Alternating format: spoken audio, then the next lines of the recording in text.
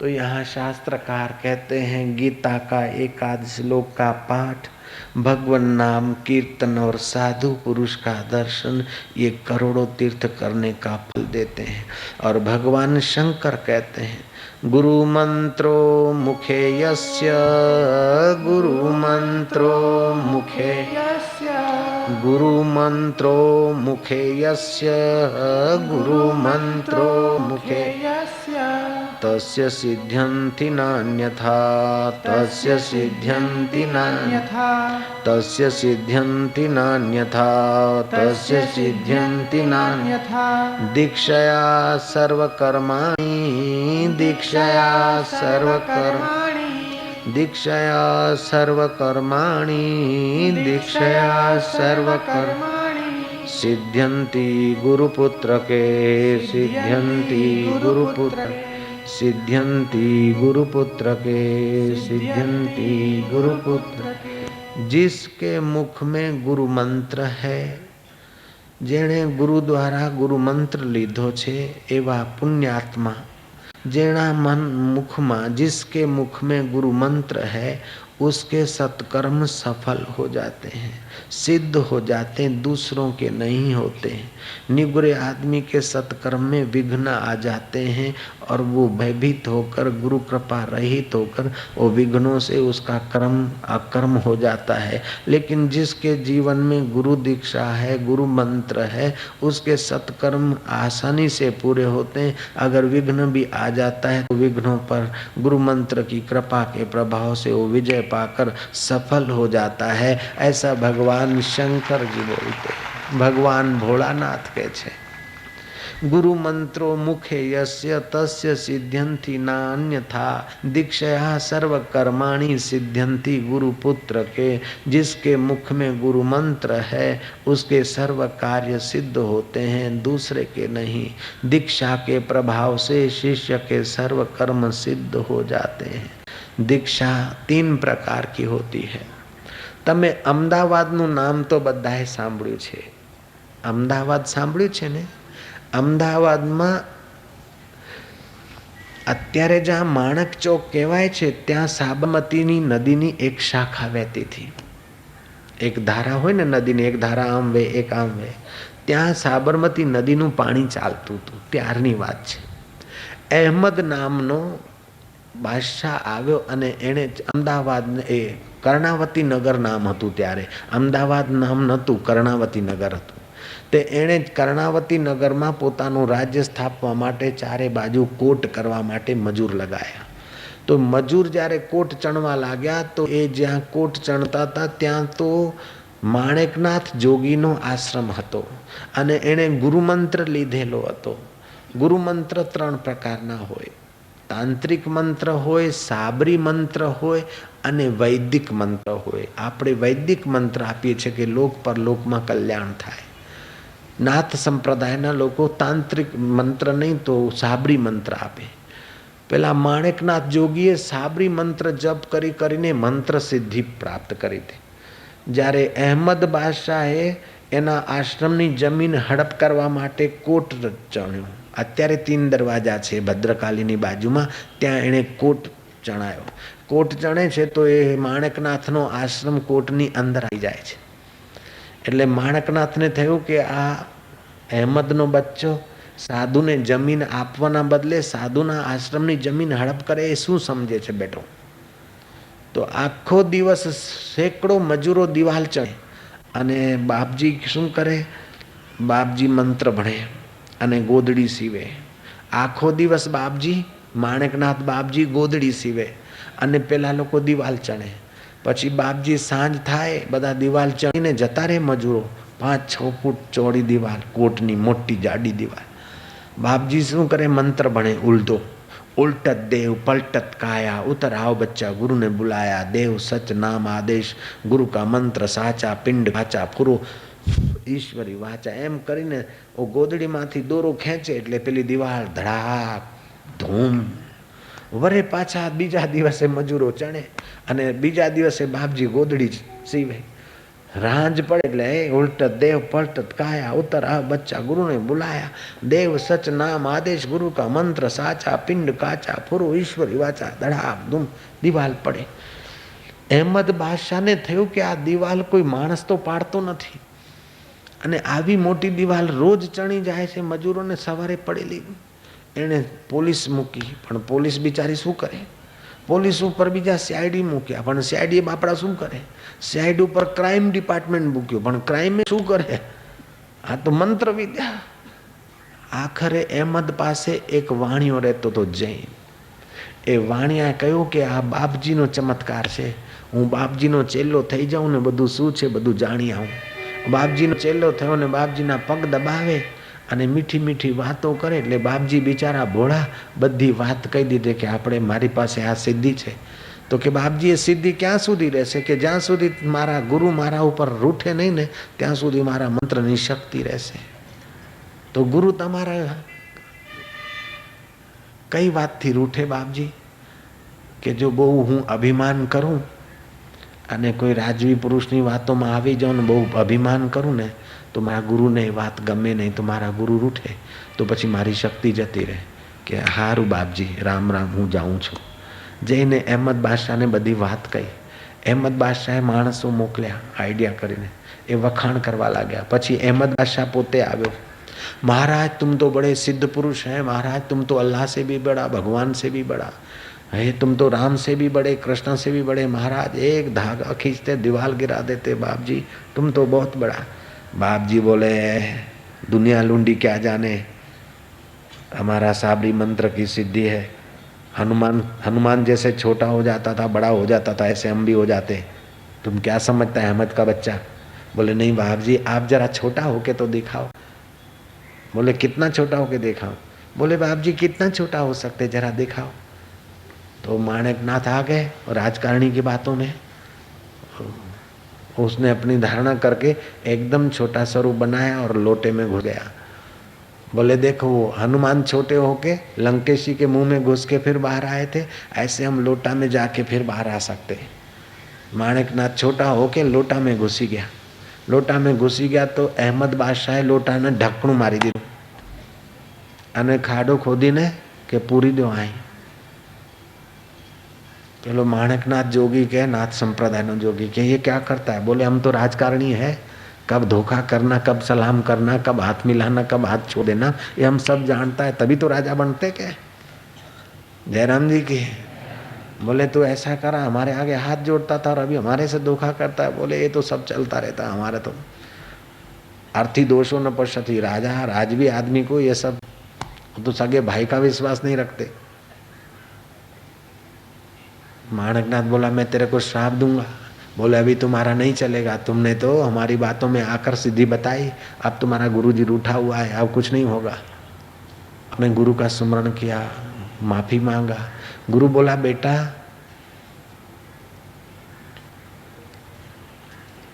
अहमद कोई साधारण आदमी नहीं है, अगले जन्म में जहाँ जहाँ कथा होती थी वहाँ अहमद जाता था, वहाँ कथा में सेवा करता था, कभी थोड़ी बहुत भगवत कथा सुनता था, कभी भगवान नाम का कीर्तन करता था।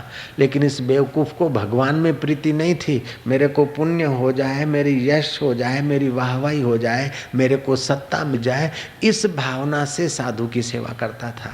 इसलिए अगले जन्म की जो साधु की सेवा है वो इसकी अभी फली है।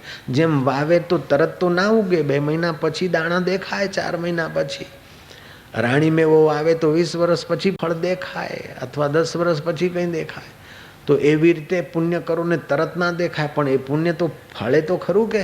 તો આગલા જન્મની સાધુની સેવા, સત્સંગીઓની સેવા, હરિકથા, હરિકીર્તનનું ફળ એનું અત્યારે ઉગ્યું છે એટલે એનો यश થશે, उसका यश होगा, उसके नाम का नगर बनेगा। बेटा तू इसको आशीर्वाद दे और अभी तेरा प्रारब्ध थोड़ा है, थोड़ा दिन जी कर फिर तू आ जाएगा। मैं शिव लोक में तेरा इंतजार करता हूँ, मैं भगवान शिव के लोक में हूँ।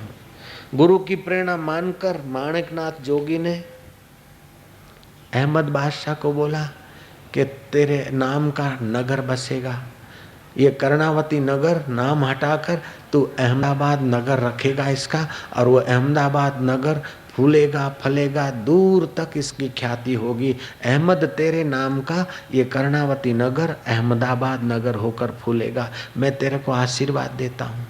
अहमद बोला, जब संत आशीर्वाद देते हो तो फिर संत को गाड़कर कुदरत का कोप क्यों लेना, संत को सताकर बद्दुआ क्यों लेना, लोग थूकेंगे संत के साथ धोखा किया। महाराज मैं लोटा में से तो आपको बाहर काटता हूँ, लेकिन मेरे को श्राप नहीं देना। महाराज बोला, नहीं दूंगा। महाराज को लोटा से बाहर निकाला। अहमद ने माफ़ी मांगी। महाराज बोलते, तेरे नाम का नगर बसेगा, ये कर्णावती नगर अहमदाबाद के नाम से मशहूर होएगा।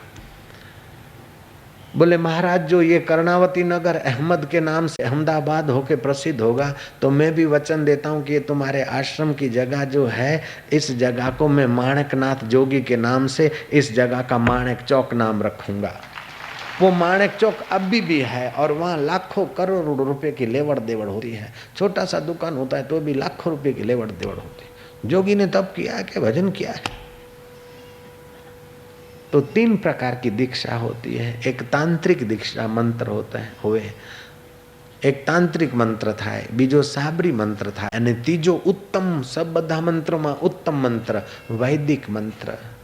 ये ओमनी साथे મળેલો જે મંત્ર હોય વૈદિક મંત્ર है। राम राम वैदिक मंत्र है।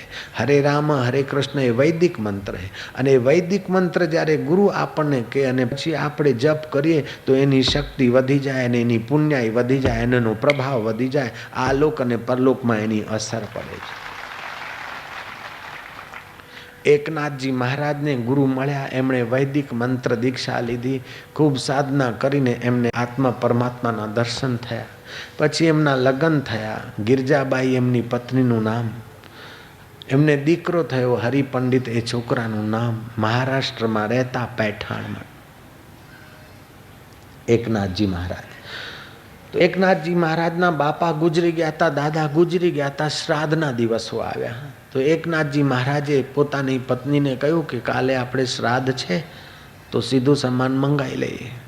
સવારે બાઈએ સીધું સામાન લાવેલું, એ સીધા સામાનમાંથી શીરો બનાવ્યો, મગની દાળ બનાવી, બીજું જે કંઈ ઘરનું બનાવવાનું હતું બધું બનાવ્યું।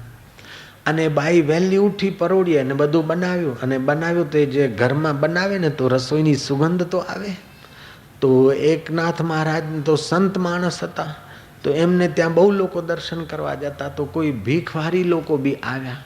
અરે યાર, આहा आज तो यार सुगंध यार है, कोई हलवा सीरा पूड़ी है, खीर की कुछ बादाम पिस्ता है, कुछ सुगंध आ रही यार। बोले सुगंध आए तो क्या है, तो ब्राह्मणों को खिलाएंगे, अपने तो भिखारी, आपने तो गरीब मानस, आपने तो धक्को मारीने एमना चेला काट से बारे, आपने थोड़ी खावा मळे। एकनाथ महाराज सांभળી ગયા। સંતનું હૃદય દયાળુ હોય। સંતની નજરમાં એમ નહીં કે આ સાહુકાર છે ને આ ગરીબ છે। સંત તો ગરીબને વધારે ખવડાવીને વધારે રાજી થાય। શેઠ તો ઘરે ખાય છે, આ બધા ગોધરાવાળાને થોડી અહીંયા જમાડવાના, ખાલી વનવાસી બાને જમાડવાના।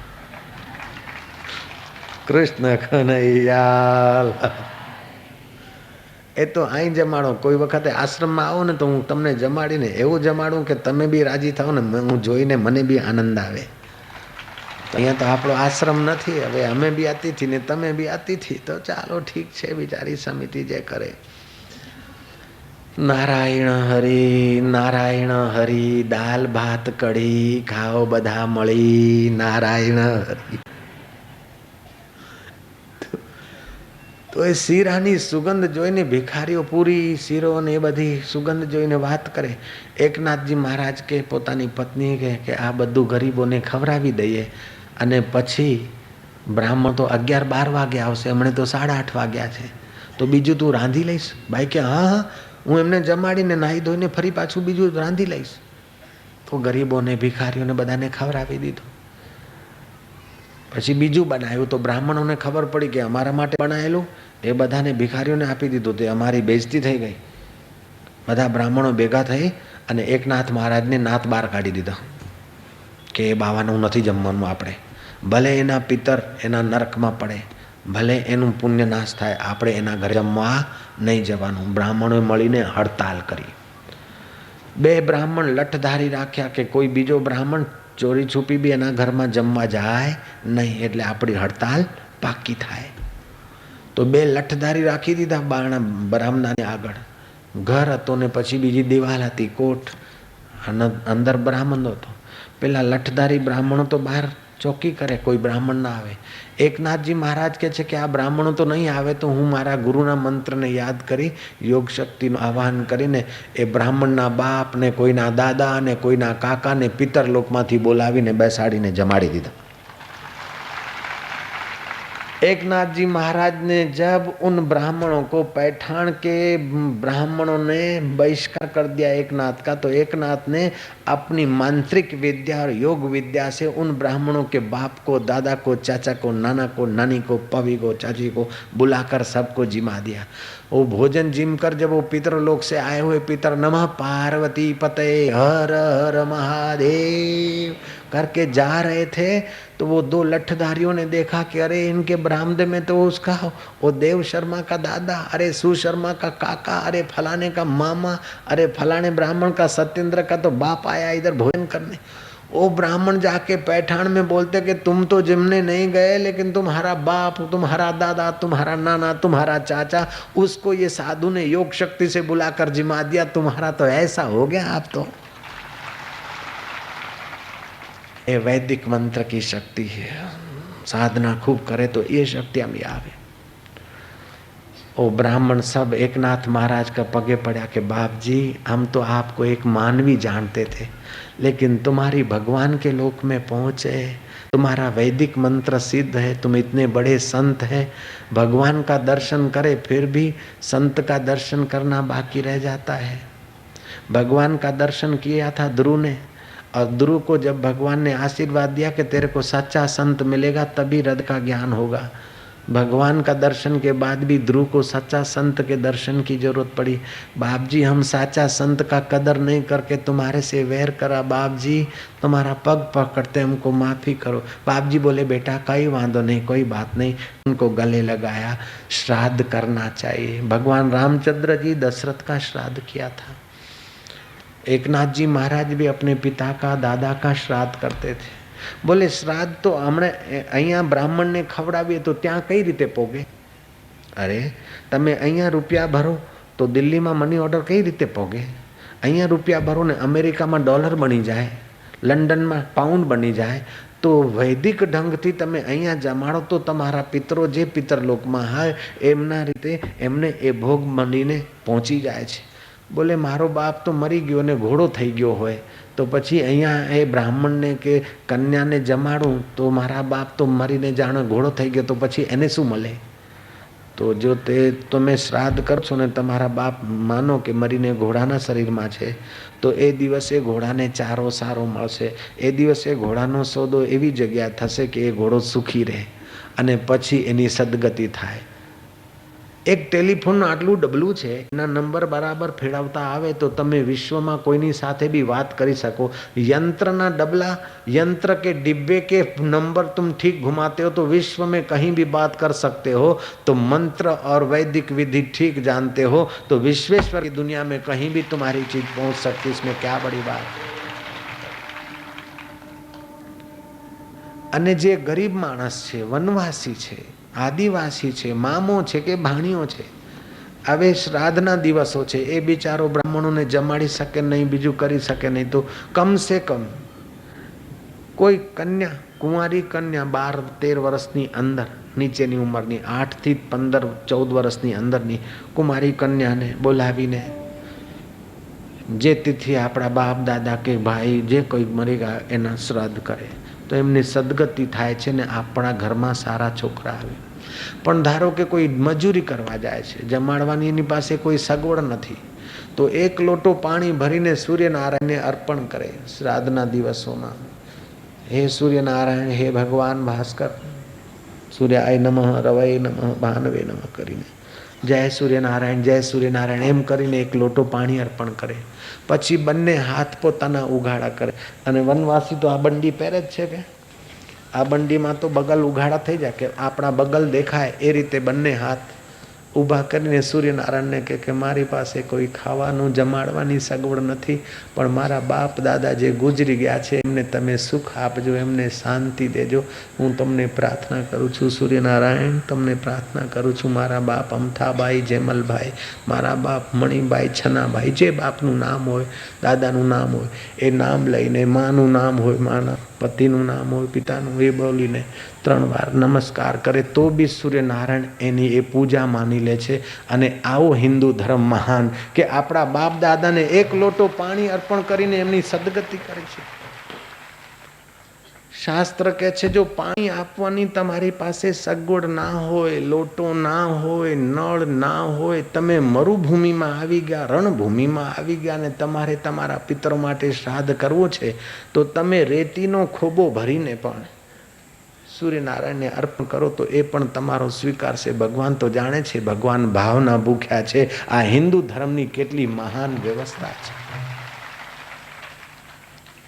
બીજું નહીં, તમારી પાસે રૂપિયા, પૈસા, મોનથાલ, પૂરી, મેવા, મીઠાઈ નથી તો કંઈ નહીં, ભગવાનને તુલસીનો પત્ર ચડાવો તો પણ તમારી ભક્તિ માને છે. પાણીનો લોટો શિવજીને ચડાવો, તમારી ભક્તિ માને છે. કોઈ સાધુ સંતને હરિઓમ કરીને પ્રણામ કરો એ તમારું પુણ્ય થઈ જાય છે. ભગવાનનું નામ લેવાથી પાપ મટે છે અને ભગવાન અને સંતને પ્રણામ કરવાથી તાપ મટે છે. પાપ તાપ વિનાશાય.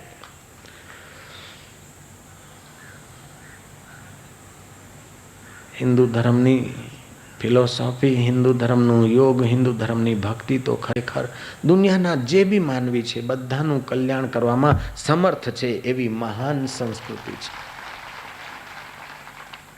તો 3 પ્રકારના મંત્ર હોય છે. તાંત્રિક મંત્ર, અલા બાંધું, ભૂત બાંધું, પ્રેત બાંધું, એ બધું ઠીક, બહુ મજા નહીં.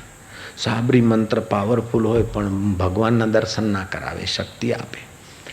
વૈદિક મંત્ર હોય, આપણને શાંતિ બી આપે, આપણા પિતરોનું બી કલ્યાણ કરે, આપણા છોકરાઓને બી સદબુદ્ધિ આપે અને આપણે હોઈએ તો સુખી રહીએ અને મર્યા પછી ભગવાનના ધામમાં જઈએ. એ વૈદિક મંત્રની શક્તિ છે. અને વૈદિક મંત્ર કોઈ ગુરુ આપે તો એ વૈદિક મંત્ર ચેતન થઈ જાય છે. હરિ ઓમ.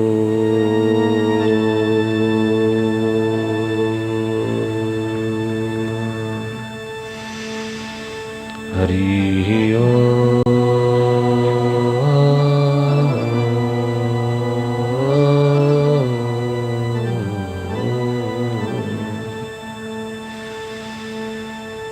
હરિ હરિ